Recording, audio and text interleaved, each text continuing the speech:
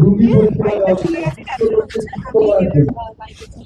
আজকে এই হসপিটালটিতে ভর্তি হয়ে গেছে দুর্বৃত্তদের পাল্লায় করে। দুর্বৃত্তরা তার জীবনটা শেষ করে দিয়েছে। আজকে তার এত দিনের স্বপ্ন, এবং আমি যে ৬২ বছর ধরে যে স্বপ্ন কিন করে গড়ে তুলেছিলাম, একটা রাতের মধ্যে আমাদের জীবনটা পুরো উলটপালট করে দিয়েছে। আমার মনে কতগুলো প্রশ্ন এসছে, আমি শুধু মিডিয়ার কাছে সেই প্রশ্নগুলোই রাখি।